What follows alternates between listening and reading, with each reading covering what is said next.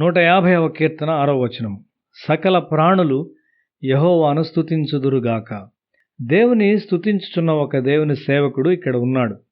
దేవుని స్తుతించుట యుక్తము అని అతడు గ్రహిస్తూ ఉన్నాడు. నీ జీవితాన్ని మరొకసారి తిరిగి చూచినప్పుడు దేవుడు నీ కొరకు చేసిన మంచినంతటినీ నీవు చూస్తావు. ఆయన ఏ చెడుగు చేయలేదు. స్తుతి ఒక ఫలము. ఆయన కృప ద్వారా ముందున్న రోజుల్లో నీవు జయకరముగా ఉండగలవు. ఆయన ఇప్పటి వరకు నీకు చేసిన వాటి కొరకు నీవు తప్పక దేవుని స్తుతించుండాలి. అది ప్రభువుకు స్తోత్రము అని నీ పెదవులతో చెప్పుట కాదు. నీవు మార్గంలో నడుచున్నప్పుడు నీవు నీ హృదయంలో దాన్ని చెప్పుచుండాలి. నీవు దేవుని స్తుతించినప్పుడు సాతాను నీ నుండి పారిపోతాడు. ఈ సహవాసము దేవుని ద్వారా ప్రారంభించబడినది, మనుష్యుని ద్వారా కాదు. ఇది స్థాపించబడినప్పుడు సామాన్యుల సౌవార్తిక సహవాసము అను ఒక సామాన్యమైన పేరు పెట్టబడింది. అది కలిగి ఉన్న గొప్ప భవిష్యత్తును గూర్చిన భావన నాకు అప్పుడు లేదు. 2వ దినవృత్తాంతముల గ్రంథము 30వ అధ్యాయం 12వ వచనము. యెహోవా ఆజ్ఞను బట్టి రాజును అధిపతులను చేసిన నిర్ణయమును నెరవేర్చునట్లు యూదాలోని వారికి మనసు ఏకము చేయుటకై దేవుని హస్తం వారికి తోడ్పడెను. సహవాసములో ఎక్కడ ఏకత్వముండునో అక్కడ రోగము, మరణము మరియు పాపము జయించబడును. ఈ ఏకత్వము ఎట్లు పొందగలము? దేవుని వాక్యములోని మాటను గమనించుము. వారు తగ్గించుకొనిన వారై అని మనము చూచున్నాము. దేవుని వాక్యం యొద్దకు దీనత్వముతో కలిసి వచ్చువారు ఐక్యతలోనికి తీసుకొని రాబడతారు.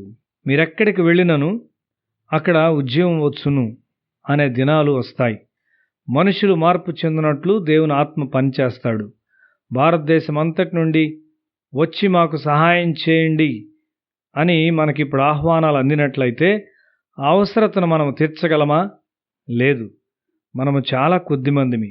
మొదట మానవ గుణము మారుట అనే గొప్ప కార్యము జరుగుట అవసరమై ఉన్నది.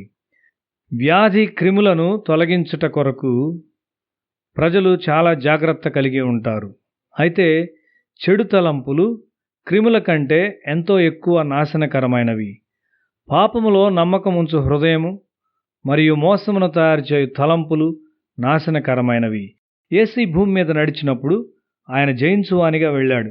రోగము, దుష్టత్వము, పాపము, ధనాశ పారిపోతాయి.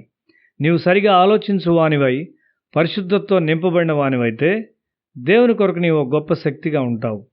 దేవుని తలంపులు మరియు దేవుని పరిశుద్ధత ఎదుట నీ డిగ్రీలు ఎందుకు పనికిరావు.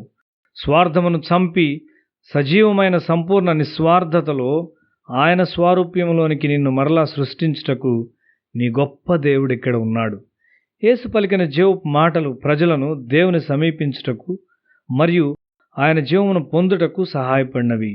దేవుని వాక్యమును నీలోనికి తీసుకొనుచు రూపాంతరం పొందినట్లు ప్రతి దినము నిన్ను నీవు సిద్ధపరచుకొనుచున్నట్లయితే దుష్టత్వమును నాశనము చేయు ఒక శక్తిగా నీవు తయారవుతావు.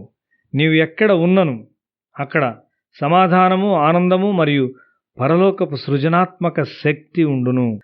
ప్రార్థనలోనున్న ఒక మర్మమై ఉన్న శక్తిని నీవు నీలోనికి పొందుకొనవలనని దేవుడు కోరుచున్నాడు. గొప్ప విషయాల కొరకు యజమాని పాదముల యొద్ద నీవు సిద్ధపడాలి మరియు శిక్షణ పొందాలి. దేవుడు నీ కొరకు ఏర్పరిచిన సమయమునకు ముందుగా నీవు అడుగు వేయవద్దు. నీ జీవితమును పరీక్షించుకొని నీవు క్రమశిక్షణలో ఉన్నావో లేదో చూచుకో. నేను నీకు చౌకబారు ప్రోత్సాహం ఇచ్చుటలేదు. ఒక ఆత్మీయ క్రమశిక్షణ జీవితము కొరకైన వెలను నీవు తప్పక చెల్లించాలి. ఆ తరువాత నీవెక్కడికి వెళ్ళినను ఆత్మలు రక్షింపబడతాయి.